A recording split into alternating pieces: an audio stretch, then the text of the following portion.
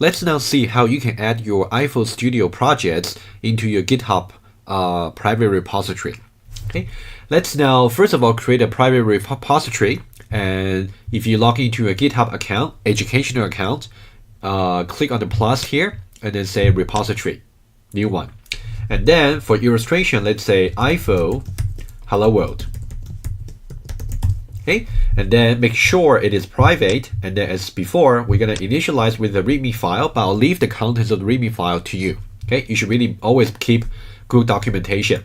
And now for the git ignore, we're gonna specify this when we clone your project into the your desktop. So there's an easier way to modify the ignore file. So we're gonna do that over there.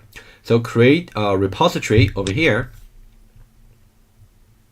Okay, it's been created, and then of course I will leave it to you to update the README file. So now let's clone this particular repository. So now let's say clone or download, and then I'm gonna do it the manual way, or you can just say open in desktop. Okay, just in case it doesn't work on your machine.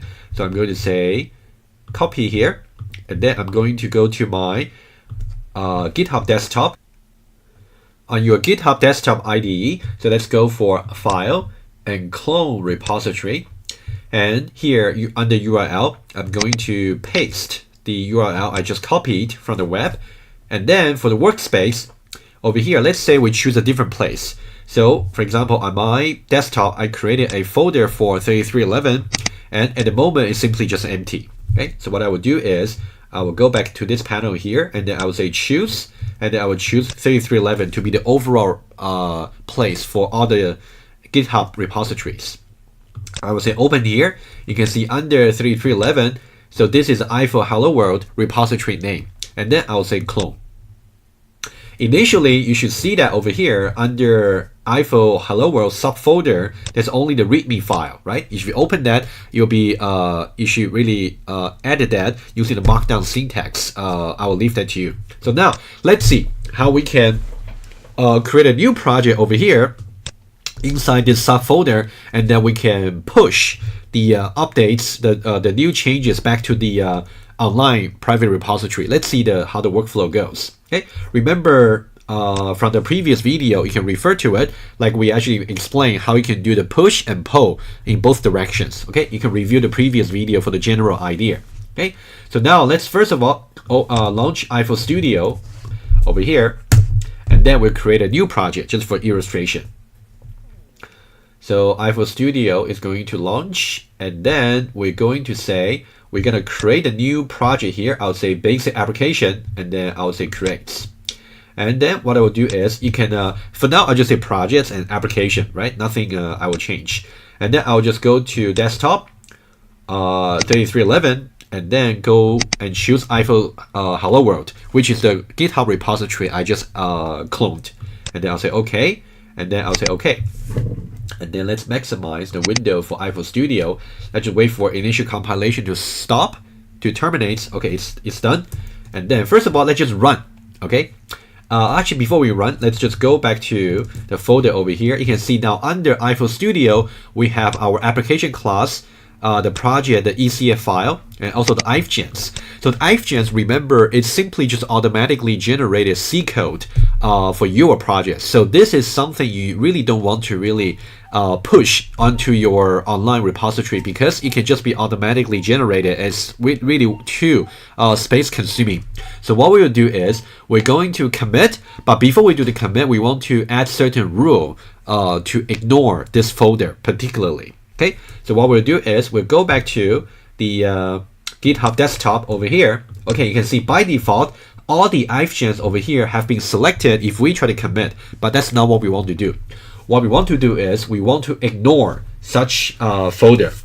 What we'll do is we'll go under repository and then click on repository settings. And then we go to ignore files over here. So this is where you can put files and also folder that you want to ignore. For example, we want to ignore everything under the folder ifgens. So we can put ifgens. Okay, make sure you spell that properly. And then as soon as we say save, you can see the ifgens have been excluded from the files to be committed to your online repository. Okay, so over here, what we will do is summary here. We'll say initial hello world project. But let's put a little bit more details over here. ifgens have been excluded via the repository settings. Okay, and then what we'll do is we'll say, first of all, commit. Okay, so after commit, we want to push, right? Remember, if you only commit, the effect is only visible at the local level. So we have to push this commit back to the origin, the original online private repository. So we'll say push. Okay, after we have done this, now if you try to go back to the your GitHub account over there on the web browser, and then if you refresh, what you will see is you can see that the application.e and also project.ecf, only these two files were committed over there. You can see the ifgens were not committed. So that's really important that you did that initial step to exclude the ifgens or any other files you would like to exclude from your backup on the GitHub. Okay, let's do a little bit more changes illustration for you. Okay, so now let's go back to Eiffel Studio. Of course, let's say currently we just want to run the program. Remember, if you go under projects and application over here, you can see hello Eiffel world. Okay, if you run it, you will see that on the command prompt, you're going to get some output over here. Okay, let me show you. You can see hello Eiffel world. Let's say we want to do one more change. Let's just do one change to illustrate. Let's say hello world rather than hello Eiffel world. Okay, or hello GitHub. How about that? GitHub world, like that. And then what we'll do is we'll say compile, and then we'll say run. First of all, we'll see that on the same terminal over there, it's not hello GitHub world. So that means our program has been changed at the local machine. So what we'll do is, if you go back to your GitHub desktop, you can see, first of all, under history, it shows that over here we actually that was the last change we made that was committed, which was to exclude the ifgens. And now currently the current change, which has not been committed, was that we went from Eiffel into GitHub. So the green one is the current version over here, and the red one, the green one is the new version to be committed, and the red one is the current version. Okay, so let's see what we can do over here. So now let's say we want to commit this change, and then we'll just say changed to let's say change print message, for example. We can say from let's just simply change to, okay, just make it a little bit briefer, change to hello GitHub world. Okay, and then we'll say commit to master over here, and then we say push to origin, right? So that's kind of the changes you can make on your local computer using Eiffel Studio. You can see that Eiffel Studio is simply just an application that is much more suitable to edit the files in your local repository.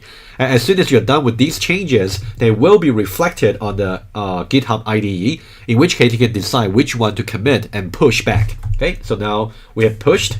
So now what we'll do is go back to the web over here, and then we'll simply refresh. And then what we will do is we can go to over here. If you can see the 3 commits over here, you can see, so this is the history for you to look at.